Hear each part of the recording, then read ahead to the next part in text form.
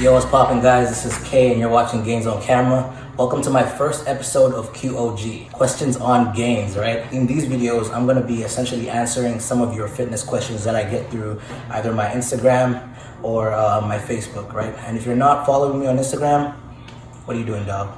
Follow me on Instagram. I'm gonna drop the link to that in the description, and it's probably gonna be somewhere on my YouTube page as well. So follow me on Instagram, hit me in the DMs, ask me questions about fitness that I could answer. I'm gonna be dropping these every single Sunday, right? So you can expect these episodes every single Sunday. And yeah, essentially I'm gonna answer some of your questions. I got 3 pretty good questions last week, and those are the questions I'm gonna be answering today. So in case you're wondering why I'm sitting here shirtless, I just like to sit shirtless sometimes. It's my form of meditation. Now, I'm actually doing a workout today. I'm doing back and I'm doing arms. So that's how I'm gonna be answering your questions today while doing my session. This is my favorite session. So yeah, I mean, like, if you're not doing anything else, you might as well join me, right? So yeah, let's get it.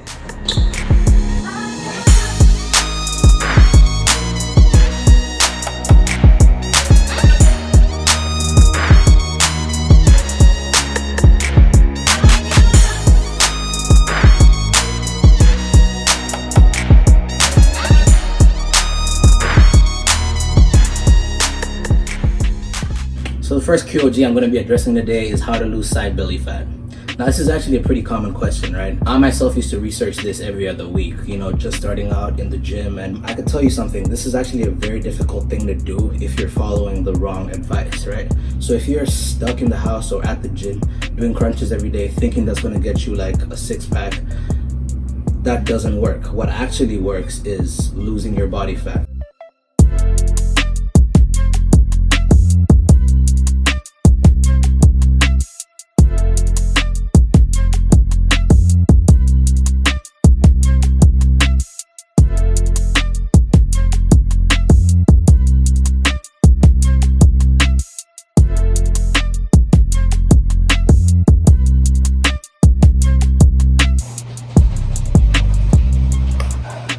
So the thing about getting a 6-pack is, no matter how many crunches you do in the gym, you're not actually gonna get your abs to show if you still have belly fat, right?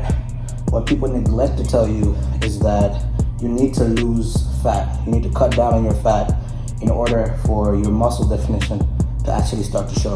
So in terms of losing side belly fat, really there's no magical way to do that if you've got a bunch of fat on your body. You have to lose the fat first. That means you have to cut, get on a caloric deficit, and you know, start strength training, increasing your strength in order to replace that fat with muscle.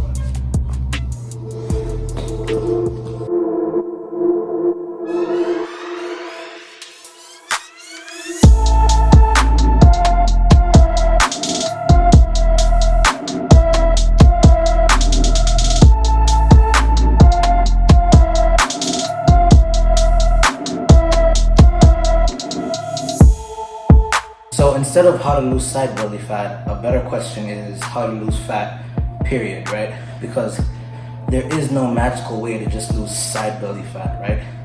You have to burn the fat in your body, which means you have to focus on everything else, your legs, your arms, your abs, your chest, everything.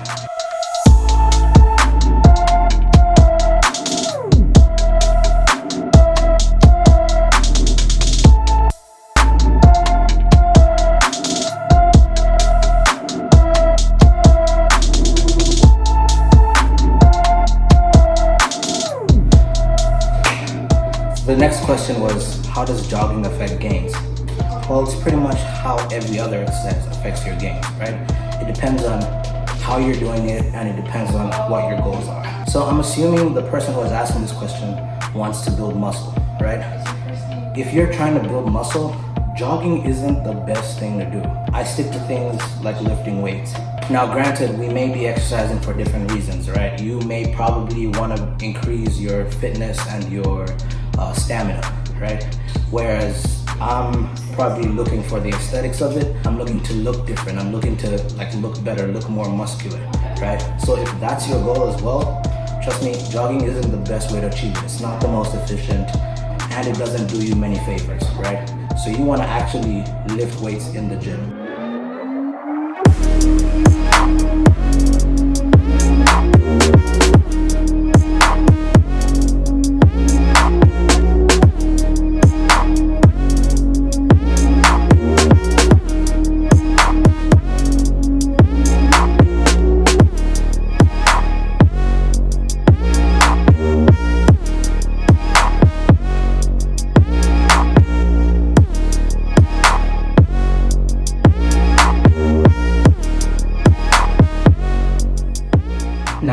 even if you're cutting weight, jogging is not a very efficient way to do that. And I mentioned this in one of my previous videos, right? Jogging is just extra strain on your body, extra strain on your muscles, your joints, and it interrupts your recovery time. Recovery is extremely essential. It's very essential. The most underrated part, I think, of working out, right? Your muscles need to recover for you to lift more, for you to maintain your strength levels, which are very important in terms of burning fat, right? Because you need to have that strength in order to burn fat. For your body to prioritize your muscle over your fat, you definitely need to maintain your strength levels. And if you're doing jogging for, let's say, an event, if you're training for something, you compete in terms of like running marathons or something like that, there's definitely ways to work around that, right? You need to eat more calories in order to make up for the extra calories that you're burning doing this intense workout. And you need to include maybe an extra rest day. You need to increase your recovery time, right? Because the fact is, if you do legs even twice a week or once a week, right, and you're jogging as well, that's not gonna help your legs recover. That's not gonna help your leg muscles build, right? So you need to increase your rest time so that you have adequate recovery, because that is absolutely essential.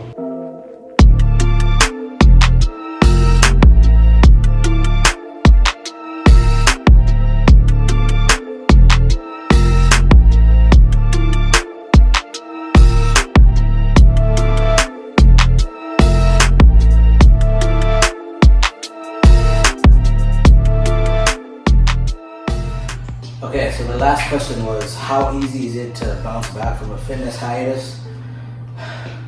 Well, it depends what you mean by easy, right? In terms of the work you put in the gym, not very easy. That's probably maybe the hardest part about it, but I'll tell you this. When you take a break from working out, the results you see when you actually get back into it, and I'm talking like really get back into it, like you're trying your best in the gym, you're trying to regain that strength or maintain it or increase it, like the results you're gonna see are incredible. So fitness hiatus is actually something that's recommended. I recommend a fitness hiatus. If I took like 2 weeks off of the gym, which I can't because I'm addicted to this shit, but if I did, I would probably get better results from the workouts I did the week when I started working out, or the month, whatever it is, right? But that's just because when you start working out again after a long period of rest, your muscles are sort of shocked, like your body is shocked at the work it's doing, right? So it's gonna try to adapt. That's why you're advised to shock your muscles, to shock your body throughout like whatever workouts you do or whatever your fitness goals are. If you're trying to build muscle, you gotta change up your workout routine every other, maybe 2 weeks or a month, right? If you're trying to cut down on fat, you gotta switch up the diet. You gotta, change your workout routine as well. So shocking your muscles and shocking your body is an essential part when it comes to achieving your fitness goals.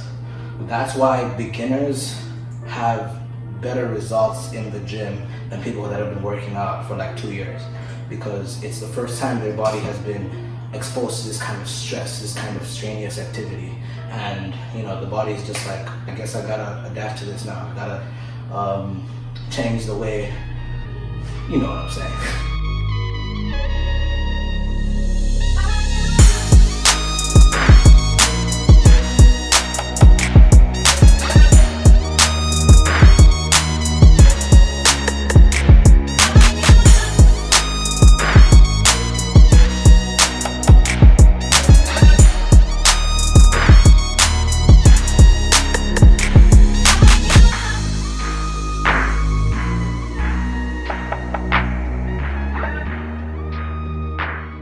So that's it for my video, guys. Thank you so much for watching.